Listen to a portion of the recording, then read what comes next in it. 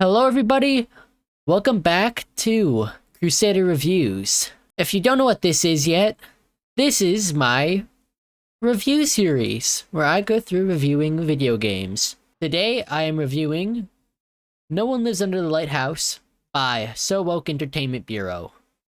They are a Ukrainian developer team, and this is their game.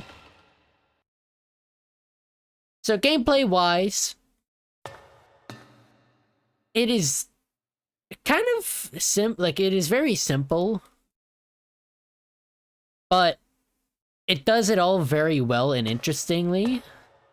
There's one part of the game that is like really interesting or gameplay wise, and that one part is like, so when you're getting chased down by a monster or the big monster in the game, you look at the monster from its perspective and not from your own.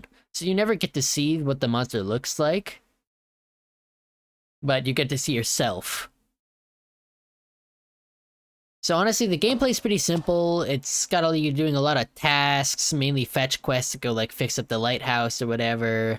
The gameplay's pretty simple, but it's good. Graphics wise, they opted for this pixelated, I'm not sure what you even call it. This really pixelated,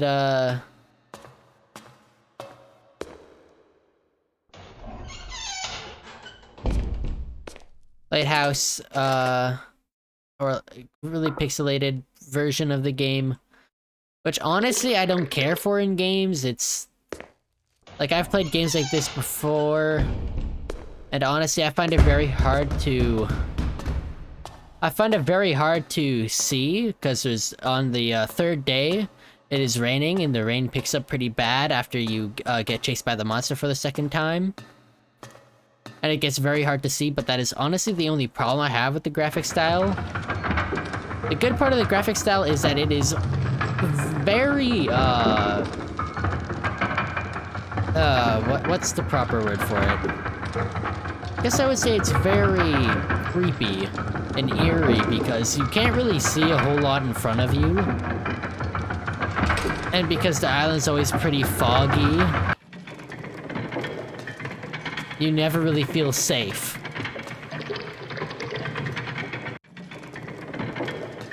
You got the sense of like you're not like gonna die, but it's definitely aren't safe. And there's the one jump scare. There's that jump scare. But yeah, honestly, it is a very good with the way they developed it. They made it. And story-wise, there is a story here. There is multiple endings. I've never had that happen before.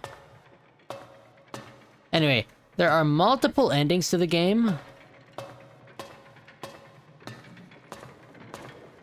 with many different like ways to get them, and they're all pretty interesting, I would say. Like, for instance, like I haven't seen all of them, but you have to basically collect tarot cards, which are the achievements, and those get you your your ending. So one of the ones I got was called The Fool.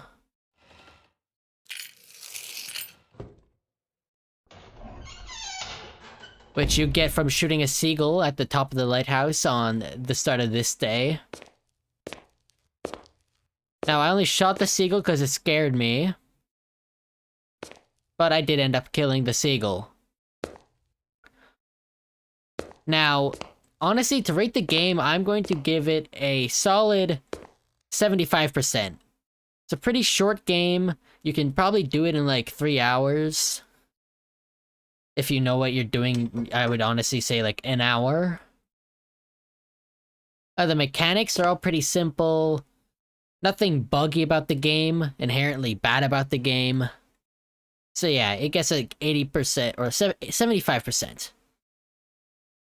It's a game that if you're a fan of, like, if you're a fan of indie horror games that are just kind of in their own genre and like do stuff interesting and have like a weird story to them, and just like in a unique game, this is probably right up your alley. You can find this game on Steam, and I believe that is the only place you can find it. But yeah, if you enjoyed, please leave a like and subscribe. And if this this video hits 20 likes, I will go and get all the other endings. So, that's it. See you later.